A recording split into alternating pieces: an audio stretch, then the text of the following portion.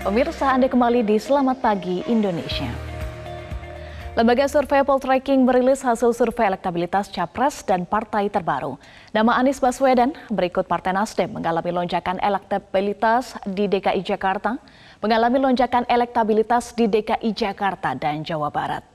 Di Jakarta, nama Anies Baswedan menyodok hingga menyentuh angka 49%, mengalahkan Ganjar Pranowo dan Prabowo Subianto yang bertahan di angka 20% dan 15%. Lonjakan serupa juga dialami oleh Partai Nasdem, meski masih di bawah bayang-bayang PDI Perjuangan.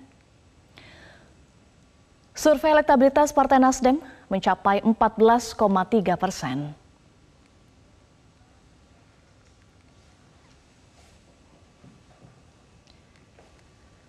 Sedangkan di Jawa Barat, nama Anies Baswedan juga bertengger di posisi pertama. Urutan kedua diikuti nama Prabowo Subianto dan yang ketiga ditempati nama Gubernur Jawa Tengah Ganjar Pranowo. Serupa dengan nama Anies, Partai Nasdem di Jawa Barat juga mengalami kenaikan elektabilitas.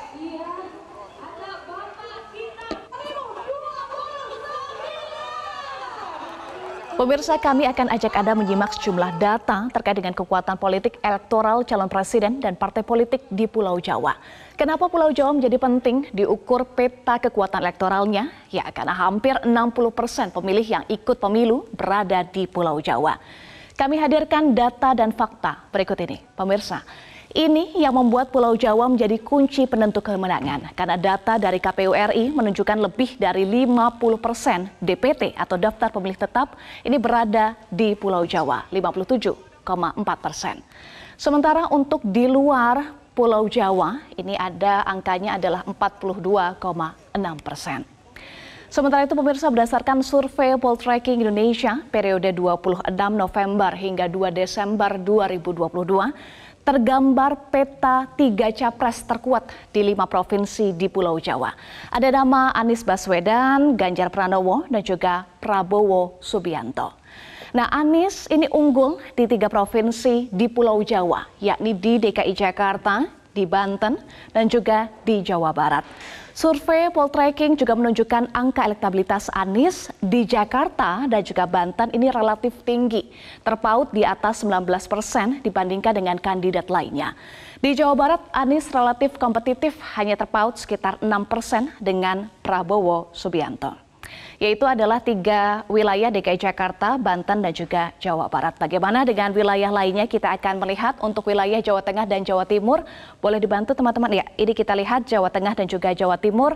Di Jawa Timur, Anies hanya terpaut sekitar 6% di bawah Prabowo Subianto. Sementara di Jawa Tengah dan di Jawa Timur, Ganjar Pranowo ini mengungguli Anies Baswedan dan juga Prabowo Subianto. Pemirsa, Poltreking juga melakukan survei elektoral terhadap partai politik peserta pemilu tahun 2024. Menurut Direktur Eksekutif Poltreking Indonesia Hanta Yuda, salah satu temuan survei yang dilakukan oleh lembaganya adalah langkah Partai Nasdem mendeklarasikan Anies Baswedan sebagai capres mulai berbuah. Partai Nasdem mulai mendapatkan perhatian publik di 5 provinsi di Pulau Jawa. Di Jakarta dan juga di Banten, ini Partai Nasdem meraih atau berada di posisi kedua dengan 14,3% suara di DKI Jakarta dan 13,8% suara di Banten. Raihan ini juga sejalan dengan elektabilitas Anies di Jakarta dan juga di Banten. Pemirsa, yang tadi kita saksikan bersama, Anies di Jakarta mengungguli Ganjar Pranowo dan raihan Anies di Banten yang mengungguli Prabowo Subianto.